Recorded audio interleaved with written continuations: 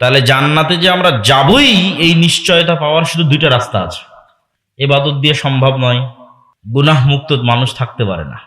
তাহলে নিশ্চিত জান্নাতের দুইটা রাস্তা। ইন্নাল্লাহা আশতারা মিনাল মুমিনিনা আনফুসাহুম ওয়া আমওয়ালাহুম বিআন্না লাহুমুল জান্নাহ। আল্লাহ জান্নাত বিক্রি করবে, মানুষ জান্নাত কিনবে। এই কেনা বেচাটা ঠিক যেমন আপনারা হায়াতের মোড়ে জমি কিনেন, চাঁপাইনবাবগঞ্জ শহরে কিনেন, রাজশাহী শহরে কিনেন, ঢাকায় কিনেন। এই জমি কেনা বেচা যেমন ব্যবসা, আল্লাহ জান্নাতের প্লট আর ফ্ল্যাট বিক্রি করবে, এটাও ব্যবসা। হাল আদুল্লুকুম আলা তিজারাতিন তুনজিকুম মিন আযাবিন নার। আমি কি তোমাদের এমন কোনো ব্যবসার কথা বলে দিব না? এই ব্যবসাটা হবে আল্লাহর সাথে। আর এই ব্যবসার মজার দিক হচ্ছে, এই ব্যবসা শতভাগ লাভজনক। কেন শতভাগ লাভজনক তাও বলবো, তার আগে একটু বুঝে নিই যে দুইটা জিনিসে নিশ্চিত জান্নাত বিক্রি হবে, মানে গ্যারেন্টি, মিস হওয়ার কোনো চান্স নাই। এক, মানুষ তার নিজের জীবনটাই যদি আল্লাহর রাস্তায় আল্লাহর জন্য দিয়ে দেয়, তাহলে যখন তার রক্তের ফোঁটা মাটিতে পড়বে, তো রক্তের ফোঁটা মাটিতে পড়ার আগে ইবাদতে যত কমতি ছিল আর যত গুনাহ ছিল, সব কমতি পূরণ হয়ে যাবে, সব গুনাহের কাফফারা হয়ে যাবে, ওর কাছে জান্নাত বিক্রি হয়ে গেছে। বলেন আল্লাহু আকবার। তাহলে নিশ্চিত জান্নাতের একটা রাস্তা শহীদ হয়ে যাওয়া, মিস নাই, বিক্রি হয়ে যাবে জান্নাত। নিশ্চিত জান্নাতের আর একটা রাস্তা হচ্ছে টাকা দিয়ে জান্নাত কিনে নেওয়া। আল্লাহ কোরআনের আয়াতের মধ্যেই বলেছে, যে আয়াতটা আমি আপনাদের সামনে তেলাওয়াত করেছি। জান্নাত বিক্রি হবে দুইটা জিনিসের কাছে, একটা তোমার জীবনের কাছে, জীবন দিয়ে দাও আল্লাহর রাস্তায়, জান্নাত বিক্রি হয়ে যাবে। দুই, টাকা দিয়ে জান্নাত কিনে নাও। ইবাদত দিয়ে জান্নাতে যাওয়ার পূর্ব শর্ত পূরণ হয়, কিন্তু জান্নাতে যাওয়ার গ্যারেন্টি অর্জিত হয় না। পূর্ব শর্ত পূরণ হয় বলতে, যে সালাত আদায় করে না, ওর তো কোনো হিসাবই নাই, কি দান, কি সাদকা, আর কি কোনো কিছুই কাউন্ট নাই। তাহলে জান্নাতে যাওয়ার পূর্ব শর্ত, খাতায় নাম অন্তত থাকে, সেটা ইবাদত। কিন্তু নিশ্চয়তা, নিশ্চিত জান্নাতে যেতে চাই, দুইটা দিয়ে সম্ভব, শহীদ হওয়া দিয়ে, টাকা দিয়ে। টাকা দিয়ে কেন জান্নাত সম্ভব? দুনিয়াতে আল্লাহ সুবহানাহু তাআলা অসংখ্য ইবাদতের কমতি আর অসংখ্য গুনাহের কাফফারা টাকা দিয়ে করার ব্যবস্থা করে দিয়েছে। তুমি দিনের বেলা রমাজান মাসে স্ত্রীর সাথে সাংসারিক জীবনে গেছো, এটা অনেক বড় গুনাহ করেছো। গুনাহের কাফফারা কি? একটি গোলাম আজাদ করো, অথবা 60 জন মিসকিনকে খাওয়াও। তো গোলাম আজাদ করতে কি লাগে? জোরে বলেন না, কি লাগে? টাকা লাগে। 60 জন মিসকিনকে খাওয়াতে কি লাগে? তাহলে টাকা দিয়ে দুনিয়াতেই গুনাহ মিটে যাচ্ছে, দুনিয়াতেই, টাকার জোরে, টাকার ক্ষমতায়। এবার হজ করতে গেছেন, উমরা করতে গেছেন, অনেক কিছু মিস হয়ে গেছে, জামরায় পাথর নিক্ষেপ করতে পারেন। তো মুআল্লিম বলছে, এই ইবাদতের কমতি পূরণেরও রাস্তা আছে, টাকার পাওয়ার। টাকা দিয়ে দুম্বা কিনে, খাসি কিনে আল্লাহর রাস্তায় কুরবানি দিয়ে দেন, এটাকে বলে দম। তাহলে ইবাদতে যে কমতি হয়ে গেছে, ওটা পূরণ হয়ে যাবে। বলেন আল্লাহু আকবার।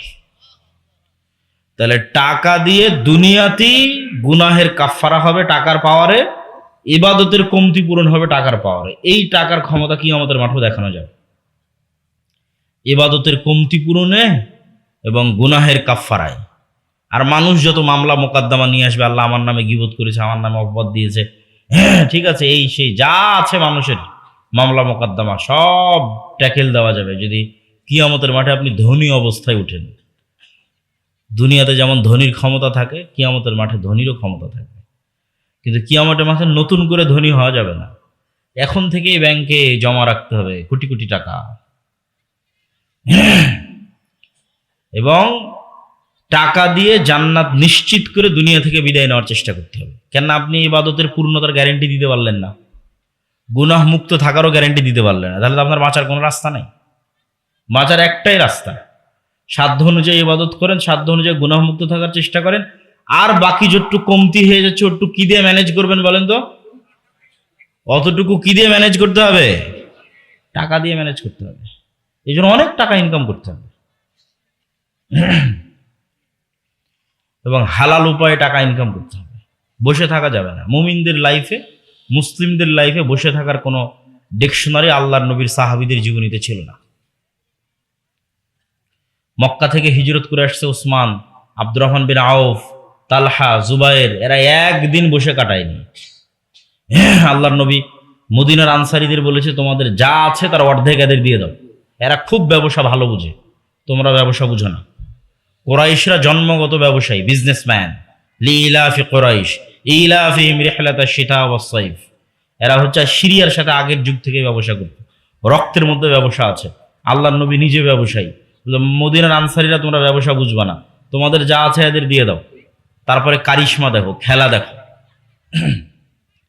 তারপরে খেলা কি দেখা গেল? ওসমান বিন আফফান মক্কা থেকে সব ছেড়ে ছেড়ে মদিনায় এসেছে, আব্দুর রহমান বিন আউফ এসেছে। মদিনাতে ব্যবসা করে এরা কোটিপতি হয়ে গেল, মিলিয়নার হয়ে গেল, বিলিয়নার হয়ে গেল। তাহলে ফজরের পর এরা ঘুমাতো না? এরা খুব পরিশ্রমী, খুব প্রোডাক্টিভ, খুব অ্যাক্টিভ। বেশি টাকা ইনকাম করতে হবে, টাকা দিয়ে জান্নাত কিনতে হবে। জান্নাত ওসমান বিন আফফানের কাছে বিক্রি হয়ে গেছে। মসজিদে নববীর সামনে একটা কুয়া আছে, ইহুদিদের নিয়ন্ত্রণে। পুরো মদিনার অর্থনীতি ইহুদিরা কন্ট্রোল করত।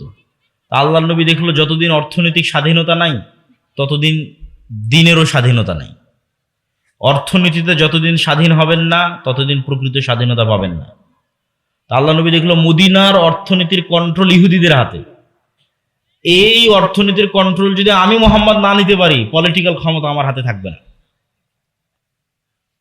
তখন ওসমান বিন আফফান, আব্দুর রহমান বিন আউফ, জুবায়ের বিন আওয়াম এরা এমন ব্যবসা জানে, আল্লাহর দয়া, আল্লাহর রহমতে 5-6 বছরের মধ্যে মদিনার অর্থনীতি এদের কন্ট্রোল, এদের হাতে। রাসূলুল্লাহ সাল্লাল্লাহু আলাইহি ওয়াসাল্লাম ওই মসজিদে নববীর সামনে যে কুয়া আছে, কুয়ার মালিক ইহুদি। তাহলে উজু করতে যেতে নত হতে হবে ইহুদির কাছে, পানি নিতে যেতে ইহুদির কাছে নত হতে হবে। তাহলে অর্থনৈতিক ইবাদতের স্বাধীনতার আগে অর্থনৈতিক স্বাধীনতা লাগে। আল্লাহ নবী বলে, কে এই কুয়া কিনে দিতে পারবে? ওসমান বিন আফফান বললেন, আমি কিনে দিতে পারবো। তো ওসমান বিন আফফান কুয়া কিনে দিয়ে জান্নাত কিনে নিয়েছে। বলেন আল্লাহু আকবার। তাহলে টাকা দিয়ে জান্নাত কিনতে হবে, কোনো রাস্তা নাই। বসে থাকার সুযোগ নাই, ঘুমানোর সুযোগ নাই। রাত দিন পরিশ্রম করতে হবে কেমনে বেশি টাকা ইনকাম করা যায় হালাল উপায়। তো কি বলছিলাম? জান্নাত নিশ্চিত গ্যারেন্টি সহ পাওয়া যাবে টাকা দিয়ে। কিন্তু এটাকে লাভজনক কেন বললাম? যে দুনিয়াতে তো আমরা আরো প্লট ফ্ল্যাট কিনি, এখন জান্নাতে প্লট কিনবো, ফ্ল্যাট কিনবো, এটা শতভাগ লাভজনক কেন? এটা কেন লাভজনক সেটা না বুঝলে তো দান করে মজা পাবেন না। আচ্ছা আপনি বলেন তো, ওসমান রাদিয়াল্লাহু তাআলা আনহু যে কুয়াটা কিনে দিল, এই কুয়াটাকে আল্লাহ নিয়ে চলে গেছে না দুনিয়াতেই আছে? ওই কুয়াতে কে উজু করে? ওসমান নিজেই উজু করে। বলেন আল্লাহু আকবার। বুঝেননি মনে হয় আমার কথা? কুয়াটা যে আমি টাকা দিয়ে কিনে দিলাম, যে জান্নাতে যে জমিটা কিনলাম, তো এখন আমি যদি রাজশাহীতে একটা প্লট কিনি, যে ঠিক আছে 5 লক্ষ টাকা দাম এই প্লটের, তো টাকাটি তো মালিক আমার থেকে নিয়ে চলে যাবে। আর আমি জান্নাতে প্লট কিনলাম, আমি টাকাটা ইহুদিকে দিয়ে দিলাম, ইহুদি টাকাটা নিয়ে গেল। আর এই যে কুয়াটা যে নিলাম, এই কুয়াটা তো আল্লাহ নিয়ে চলে গেল না, ওই কুয়াটা তো আমিই ব্যবহার করছি। ধরেন মসজিদে একটা ফ্যান লাগিয়েছে, তো ফ্যানের বাতাস কে খাচ্ছে? আপনি খাচ্ছেন। ধরেন কুরবানি দিয়েছেন, কুরবানির গোস্ত কে খাচ্ছে? আপনি খাচ্ছেন। তাহলে তো জান্নাত মধ্যেখান থেকে ফাও ফাও ফিরি ফিরি পেয়ে গেলেন। বলেন আল্লাহু আকবার। টাকাটি তো আর আল্লাহ আপনার নিয়ে চলে যায়নি, তাই না? যদি এটা মাদ্রাসা মসজিদে দান করেন, তো মসজিদে যদি মক্তবে দান করেন, মাদ্রাসায় দান করেন, তো পড়বে আপনার ছেলে মেয়ে। বেতন যদি পায় কেউ, আপনার এলাকার লোকজনই পাবে। তাহলে মধ্যেখান থেকে জান্নাত ফিরি ফিরি ফাও ফাও পাই যাচ্ছে। আর ওই টাকাটা নিজেই ঠিকই কাজে লাগাচ্ছে, টাকাটা নিজেই কাজে লাগাচ্ছে, নিজেই ব্যবহার করতেছে। এই জন্য এটাকে বলা হয়েছে শতভাগ লাভজনক ব্যবসা। এর চেয়ে লাভজনক ব্যবসার পৃথিবীতে হয় না। এটা আরেকটা কারণে লাভজনক। অন্য আরেকজনের সাথে কেনাবেচা করার পর তো আর তার সাথে লেনদেন শেষ, কিন্তু আল্লাহর সাথে কেনাবেচা করার পর লেনদেন শেষ হয় না। আল্লাহ বলতেছে, কেউ যদি আমার সাথে কেনাবেচা করে, ঠিক আছে জান্নাতে জমি বিক্রি হবে, ও জান্নাতের জমি কিনতে চায়, প্লট এবং ফ্ল্যাট কিনতে চায়, এই জন্য দুনিয়াতে দান করতেছে। তো দান করার পর কেনাবেচা শেষ হয়ে যায়নি। ও যেটুকু দান করলো ওটুকু তো আমি নিলামই না, ওই তো দুনিয়াতে ব্যবহার করলো। ওরই মসজিদের ফ্যানের বাতাস উই খালো, ওরই মসজিদের এসির বাতাস উই খালো, ওরই কুরবানির গোস্ত ওই খেলো, আমি তো নেইনি। কিন্তু যে টাকাটা এটার জন্য ব্যয় করেছে, এই টাকাটা যে আমার অ্যাকাউন্টে জমা হলো, এটাকে আমি আল্লাহ বাড়াতেই থাকি, বাড়াতেই থাকি, বাড়াতেই থাকি, বাড়াতেই থাকি। 700 গুণ, চাইলে তার চেয়েও বেশি বাড়াই। বলেন আল্লাহু আকবার। তো নেন, এর চেয়ে বড় লাভজনক ব্যবসা দুনিয়াতে আছে? কারোর সাথে এর চেয়ে বেশি লাভজনক ব্যবসা আপনি করতে পারবেন না, যে লাভজনক ব্যবসা আল্লাহর সাথে হবে।